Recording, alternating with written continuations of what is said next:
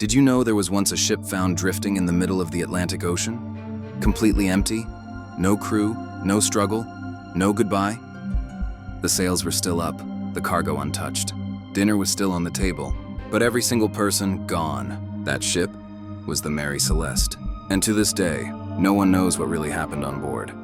It was November 1872. The Mary Celeste set sail from New York, bound for Genoa, Italy.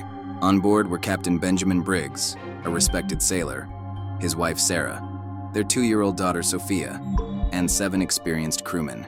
The ship carried over 1,700 barrels of industrial alcohol, valuable cargo, but also dangerously volatile. The sea was calm when they left. Captain Briggs even wrote in his logbook, "All is well." But within days, something changed.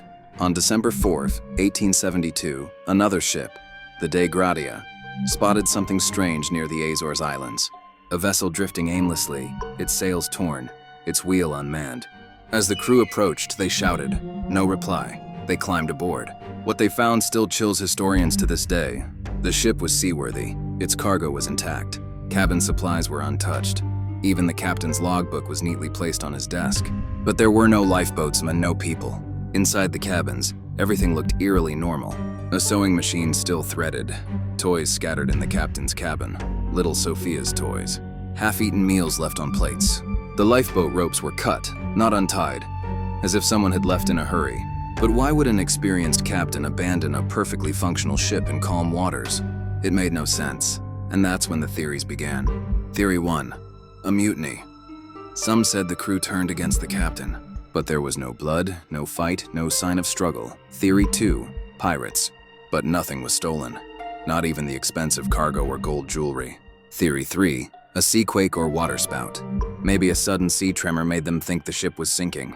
In panic, they lowered the lifeboat, but the rope snapped and they drifted away forever. Then there was the most chilling theory of all. The alcohol fumes. The ship carried highly flammable alcohol. Some barrels were later found leaking. What if vapors built up below deck? One spark could have turned the ship into a bomb. Maybe Captain Briggs ordered everyone onto the lifeboat for safety, waiting for the air to clear. But a sudden wind separated the lifeboat from the ship, leaving the Mary Celeste to drift alone, forever. The Dei Gratia crew brought the Mary Celeste to Gibraltar. Investigators combed through every inch and found nothing. No evidence of violence, no trace of the crew, just an empty ship and silence. Newspapers called it the ghost ship. People whispered it was cursed, that those who sailed her vanished too.